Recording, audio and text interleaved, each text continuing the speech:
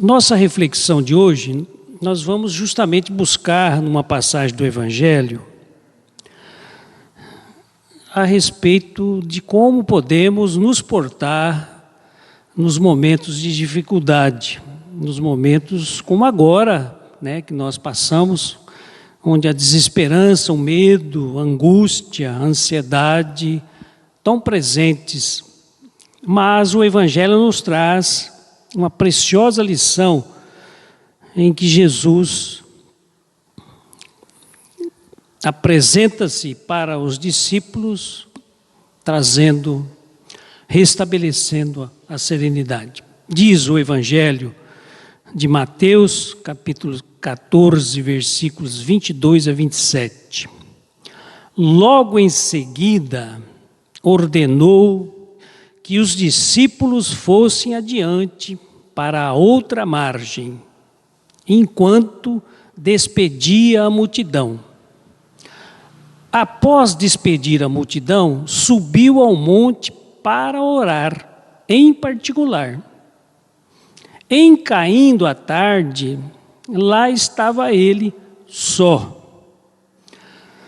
O barco já estava distante da terra e era açoitado pelas ondas, pois o vento era contrário. Então, Jesus dirigiu-se até eles, caminhando sobre o mar. Os discípulos, vendo-o, ficaram perturbados e gritaram com medo.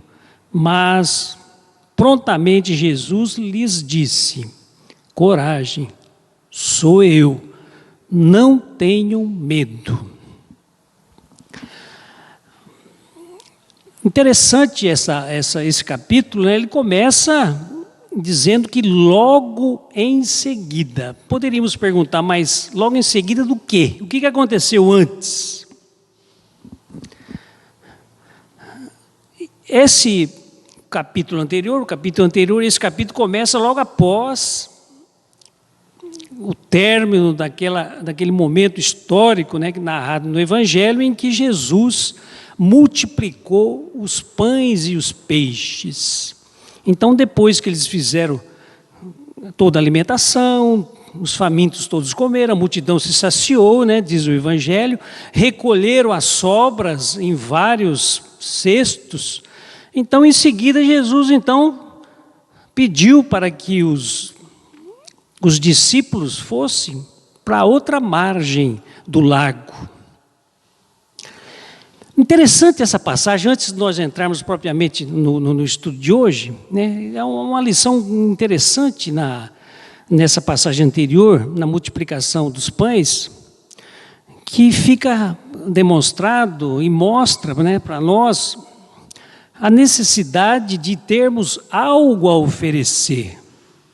Veja que quando Jesus fez a multiplicação dos pães e dos peixes, a pergunta que ele fez foi: quanto tendes?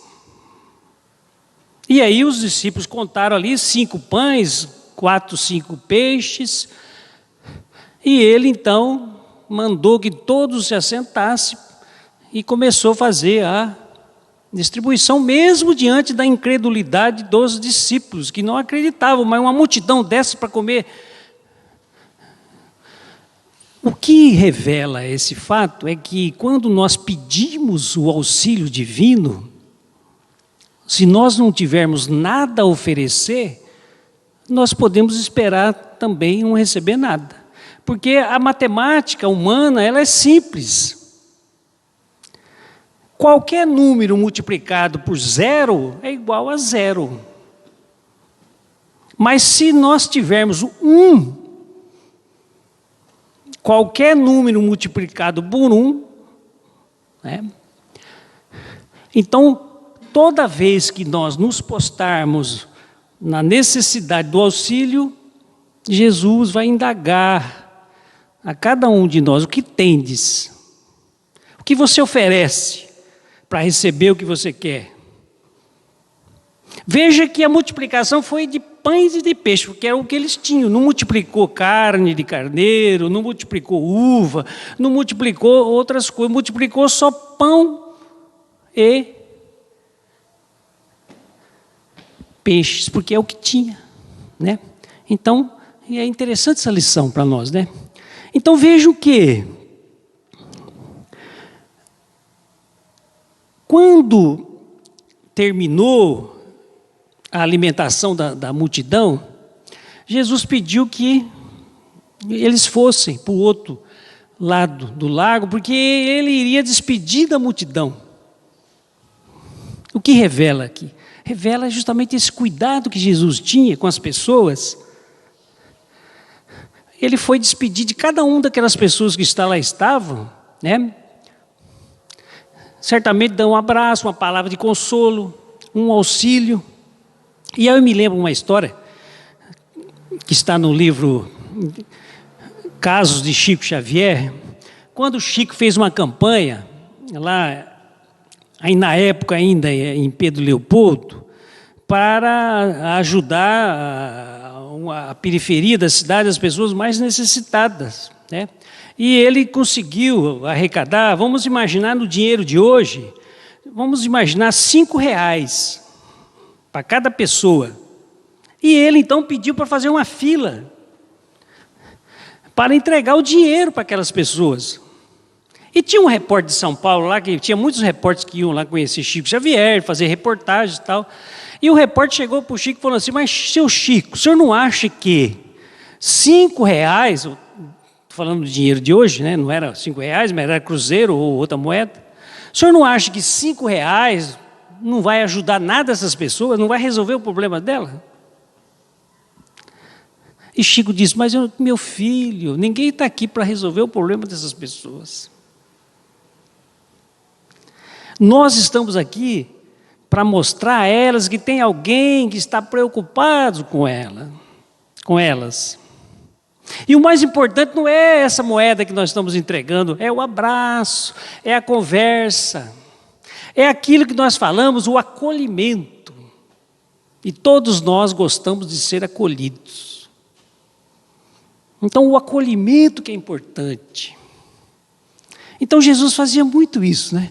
Veja, ele estava com aquela multidão de pessoas e foi despedir das pessoas antes de ir embora. E depois diz o texto que ele se recolheu, subiu ao monte para orar. Veja que preciosa lição, né? Jesus, com toda a sua grandeza espiritual, tinha o hábito de orar. Nós vemos no Evangelho, sistematicamente, duas situações: Jesus trabalhando, Jesus orando. Ele conjugava muito esse binômio: trabalho, oração. Oração, trabalho. E aí, mas ele sobe ao monte para orar sozinho, diz o texto, em particular. Quer dizer que se nós orarmos aqui, é porque não é que o fato de nós estarmos em grupo, não podemos orar. A questão é de como é que nós estamos orando em grupo. Porque veja, vou passar uma canção, um pedacinho da canção muito inspirada de Gilberto Gil, Se Eu Quiser Falar com Deus. Veja o que diz no início dessa canção. Se eu quiser falar com Deus, tenho que ficar a sós, tenho que apagar a luz, tenho que calar a voz, tenho que encontrar a paz, tenho que folgar os nós dos sapatos, da gravata, dos desejos, dos receios. Então, se eu quiser falar com Deus, tenho que ficar a sós. O que é esse ficar a sós? Não é o sós fisicamente, mas é o sós que eu me abro e conecto com Deus, esquecendo o barulho, o ambiente que está à minha volta. Tenho que apagar a luz. Por que apagar a luz? É uma simbologia isso. Às vezes nós falamos aqui, né? Vamos fechar os olhos. Ou seja, vamos esquecer o que está à nossa volta, o movimento que está à nossa volta. E vamos nos religarmos a Deus, né? Tenho que calar a voz, porque se eu estiver falando, eu não vou estar conseguindo concentrar naquilo que eu estou manifestando pelo sentimento. Tenho que encontrar a paz, ou seja, aquele turbilhão de acontecimentos que estão na nossa mente, no dia a dia. Se eu me concentrar para orar, eu tenho que afastar disso, porque senão não tem efeito. E o resultado de tudo isso é eu soltar os nós que estão me prendendo, o nós do sapato, né? Porque é terrível ficar com o sapato apertado, não é? E eu me lembro de uma passagem interessante que eu até recomendo para vocês, né? Quem tem dificuldade de dormir, tem no YouTube meditação do Divaldo Franco para dormir, para relaxar, né? E quando ele começa a meditação, a primeira coisa que ele fala, começa a musiquinha de fundo, ele diz: assenta-se confortavelmente, ou busque uma posição confortável. Solte as mãos, as pernas. E aí ele começa a falar. Eu normalmente, quando chega nos 5 minutos da fala, eu já dormi. Eu não consigo nunca ouvir o final da meditação, que são 20 minutos. Chega nos 5 minutos, mais ou menos, já dormi, né? Aí fica tocando o celular, ele termina, né?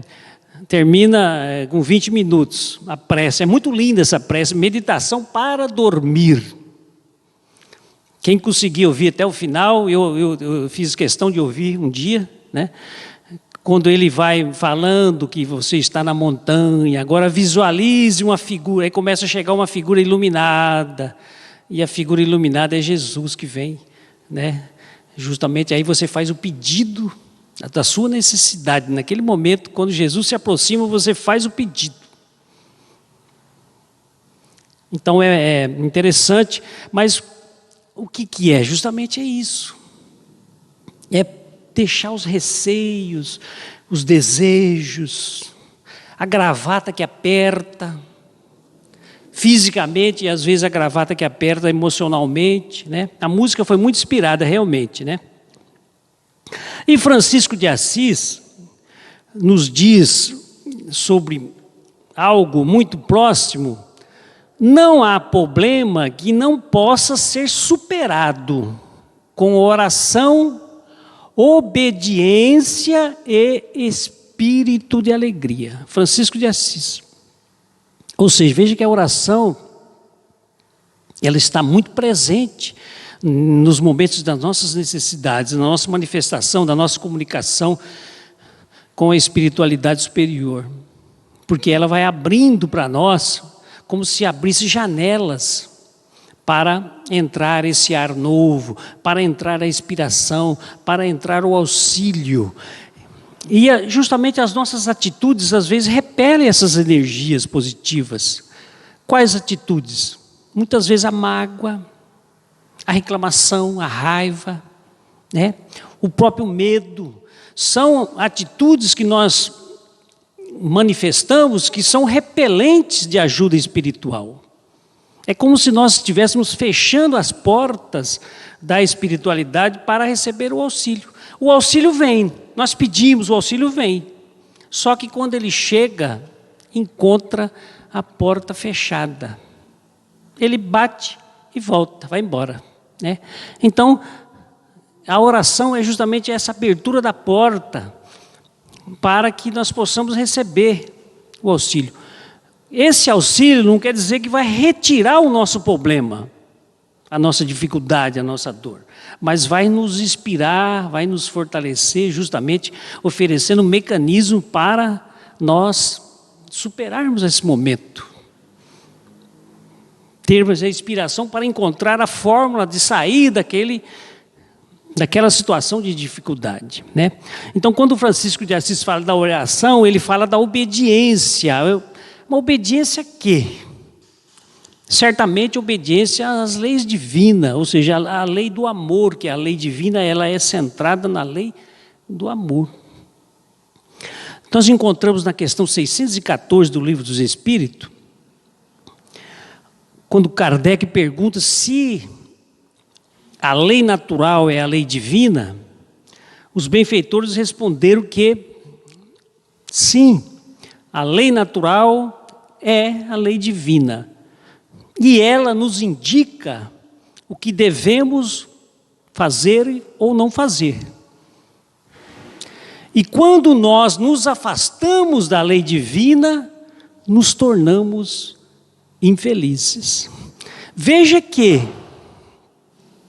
se nós nos afastamos da lei divina, nós ficamos ou nos tornamos infelizes. Então, se nós estamos passando por momentos de dificuldades, um momento de infelicidade, é sinal que em algum determinado momento nós nos afastamos da lei divina. E essa obediência que Francisco de Assis fala é justamente a aplicação na prática diária das leis divinas, a lei do amor, a lei da solidariedade, da fraternidade, o perdão, né? Então, oração, obediência e espírito de alegria. Ou seja, o pessimismo não tem lugar, a tristeza sistemática, né? Porque a tristeza é um sentimento normal, né? Nós passamos por um momento de tristeza na nossa vida quando enfrentamos desafios, dificuldades. Naquele momento, a tristeza é um sentimento humano e nós sentimos tristeza.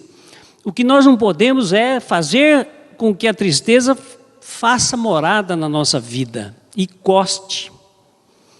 Porque aí ela começa a virar melancolia, daqui a pouco ela vira uma depressão, uma angústia, né? Então a tristeza vem, faz o seu papel na nossa vida, de aflorar um sentimento e vai embora. Esse é o mecanismo, né? Por isso que ele fala espírito de alegria, porque mesmo na tristeza você pode ter o espírito de alegria. Então diz o Evangelho, né, o evangelista narrando essa passagem, que Jesus vai ao encontro dos companheiros no momento em que o vento lhes era contrário. Então vejam, nós passamos por um momento em que os ventos são contrários. E Jesus vem ao encontro. Ah, mas Jesus... Mas foi lá 2000 anos atrás, agora não. Será? O apóstolo Paulo nos diz que Jesus é o mesmo ontem, ou seja, há 2000 anos atrás, é o mesmo hoje e será o mesmo amanhã. Então Jesus socorre. Então, os momentos de dificuldade, quando os ventos são contrários, nós ainda podemos contar, sim, com a presença amorosa de Jesus. Mas, muitas vezes, essa presença de Jesus, ela é afastada, como nós falamos já, justamente para nossas atitudes, né, de descrença, nossas atitudes em relação ao outro, né? É comum a gente dizer, não, vou desistir. E eu falo dessa forma, porque no nosso atendimento que a gente faz no CVV, agora eu estou percebendo em que as pessoas estão se portando em dois aspectos. Primeiro, a angústia e o medo. Então, as pessoas que vão conversar com os atendentes, eu sou um desses voluntários que semanalmente eu atendo, então as pessoas manifestam angústia e medo. E depois, no segundo aspecto, é a descrença. No sentido de que, não, mas Deus, como que Ele pode permitir que isso aconteça? Ou seja, Deus, quando a gente toca no assunto, às vezes, na questão da fé, né, de ter fé, de acreditar, né, sem aspecto religioso, mas falando num sentido geral da necessidade de ter fé, a pessoa normalmente diz, mas como acreditar em Deus se está acontecendo e não está sendo feito nada? Então as pessoas imaginam, né, esse Deus que socorre materialmente. Não pensa no sentido mais amplo, né? Não adianta mais, já desisti. Ou então, estou cansado de esperar, já rezei, eu já orei tanto, né? As pessoas dizem, já orei, já rezei tanto, não resolve nada. Então, as nossas atitudes, de fato, elas demonstram essa falta de fé. E um segundo momento, a falta de compreensão do que seria esse religamento com Deus. Ou a necessidade de passarmos por provações, por expiações, ou necessidades espirituais que temos. Temos essas necessidades espirituais individualmente, temos necessidades espirituais em família, temos necessidades espirituais coletivamente. Todos nós temos, e todas as nações têm, cada nação tem sua dificuldade num momento ou no outro, né? Nós, só para lembrarmos, nós temos uma nódoa, ou pelo menos duas grandes nódulas, o Brasil tem, que é a escravatura, né? A escravidão e a guerra do Paraguai. São dois momentos muito negativos espiritualmente que nós temos que resgatar, ou já estamos resgatando.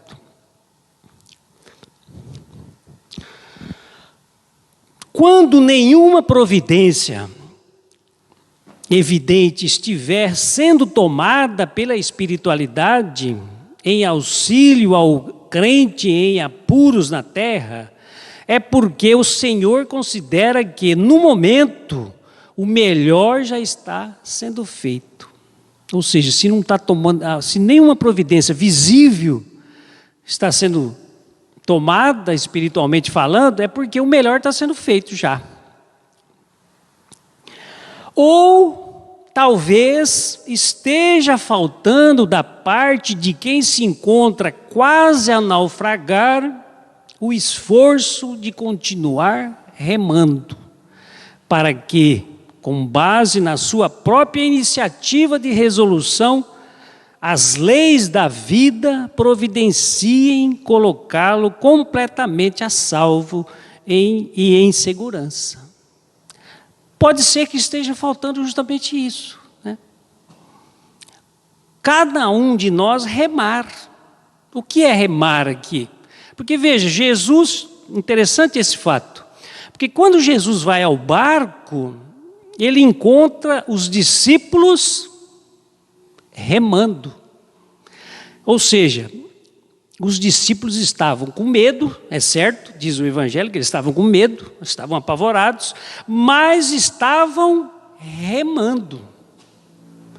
Então, certamente tinha aqueles que estavam no remo, tentando ajeitar o barco, dar uma direção para esse barco, e tinha aqueles que possivelmente estavam com alguns baldes, tirando as águas que caíam dentro do barco, para que ele não afundasse. Então, os discípulos estavam ativos. Jesus encontrou os discípulos ativos. E é justamente isso. A oração tem o poder de nos religar a Deus, de nos inspirar, de abrir, de trazer para nós a força e a coragem necessária, mas também exige em contrapartida que nós façamos a nossa parte. que nós rememos ou remamos, né? Porque não adianta nós ficarmos de joelho o dia inteiro fazendo uma prece, orando, se nós não fizermos a nossa parte naquela necessidade. E aqui podemos até fazer uma analogia ao estudante que quer passar numa prova. Ele pergunta, mas a oração ajuda, professor? Ajuda. A oração ajuda, é essencial. Mas só com a oração eu vou passar na prova? Não, você não vai passar, não. Você vai ter que fazer a sua parte, que é estudar. Mas então, se eu estudar, por que é oração? Qual o efeito da oração? A oração vai te dar o discernimento, vai te dar a inspiração na hora da prova de você resolver a questão corretamente. De você lembrar aquilo que você estudou. Porque o benfeitor espiritual vai te acionar os mecanismos da sua mente, que estão guardados do estudo, para você lembrar. É.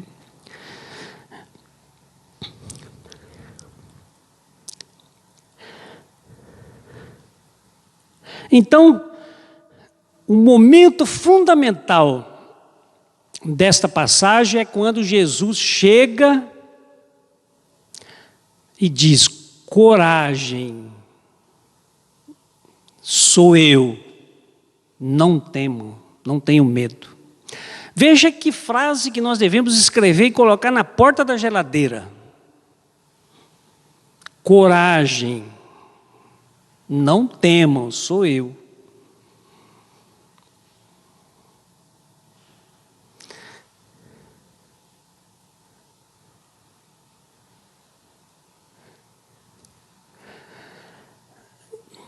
Mas quando Jesus chega, e não é a abordagem, não vai ser dessa forma, que como Jesus andou sobre a água, como eles duvidam, não.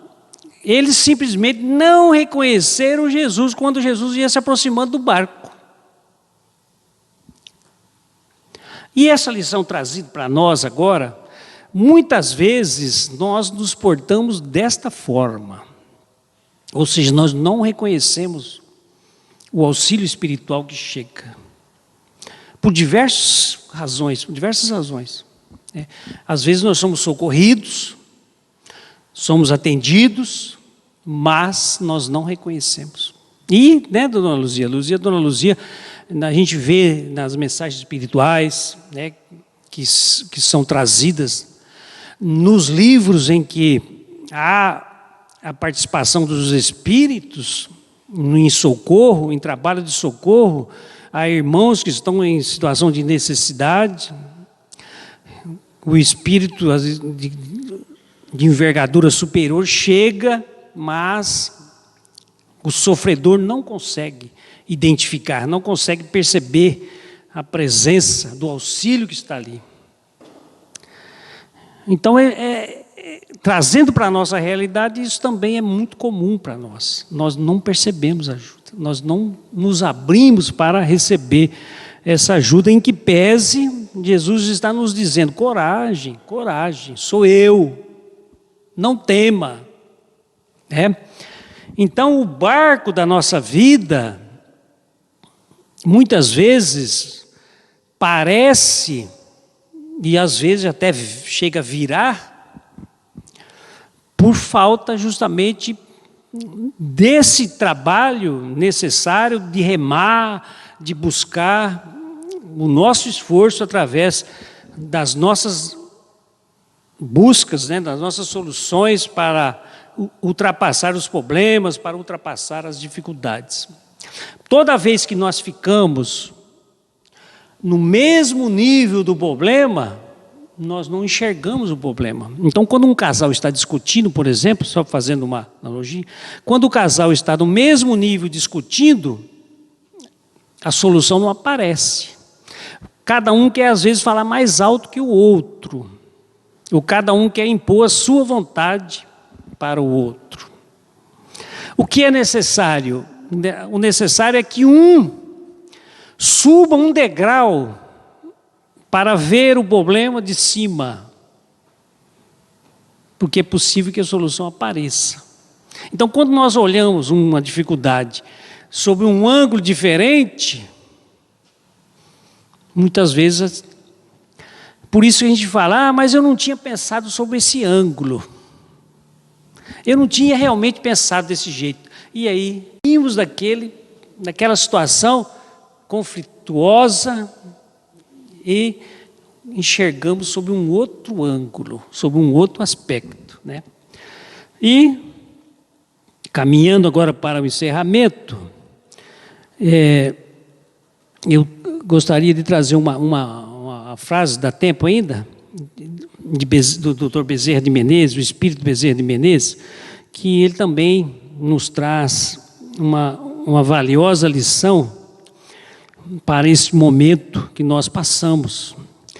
Diz o Espírito Bezerra de Menezes: não se detenham, meus filhos, ante as pedras das dificuldades, que surgem inevitavelmente no caminho de todos nós. São elas que nos mantêm na estrada do crescimento espiritual, porque a presença delas nos obriga a pensar em Jesus, a orar com Jesus e a agir como Jesus nos pede. Sem as pedras da vida, o homem fatalmente se perderia na estrada livre de dificuldades. Contornemos as pedras do caminho com oração e trabalho. Olha aí. Contornemos as pedras do caminho com oração e trabalho e sigamos na direção que Jesus nos aponta, rumo à vitória que nos aguarda mais adiante. Então vejam que ele nos diz que, primeiro, não se detenha, ou seja, não fique paralisado ante as pedras das dificuldades que surgem inevitavelmente, ou seja, na vida de todos nós nos depararemos com pedras. Umas pedras maiores, outras pedras menores. Espinhos menores e espinhos maiores. Porque a nossa jornada terrena é ainda construída por essas dificuldades, em razão do nosso grau evolutivo. Mas o que essas pedras nos mostram?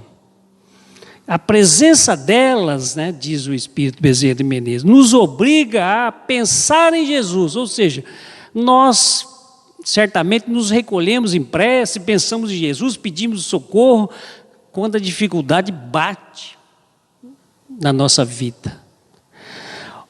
Orar com Jesus, ou seja, a dificuldade veio, nós lembramos de Jesus, nós oramos. E agir como Jesus nos pede.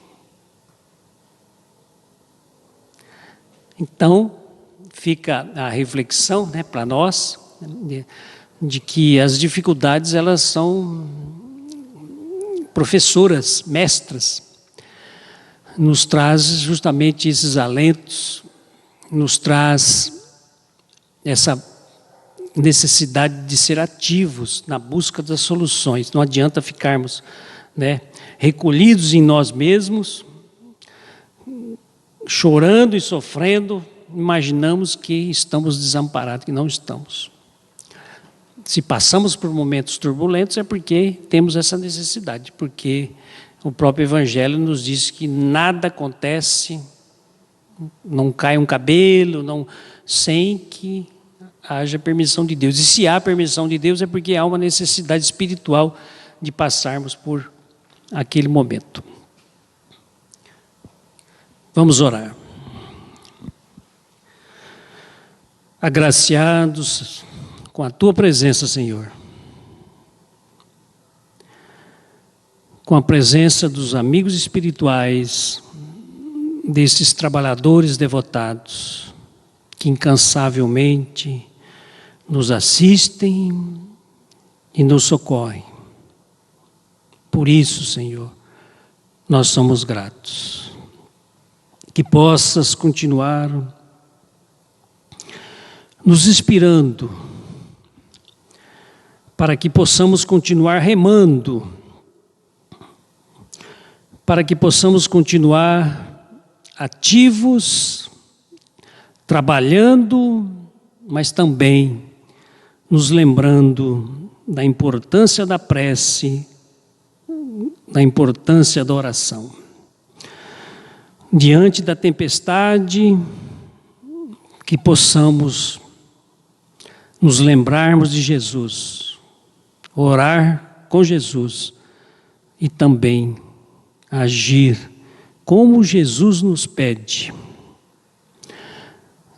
Nossa gratidão, Senhor, e que possas abençoar a todos os presentes, encarnados e desencarnados, abençoando também os nossos familiares, onde quer que cada um se encontre, com as suas necessidades, as suas dificuldades, mas que possam, Senhor, saber que a Tua presença é real e constante entre todos nós, hoje e sempre, que assim seja.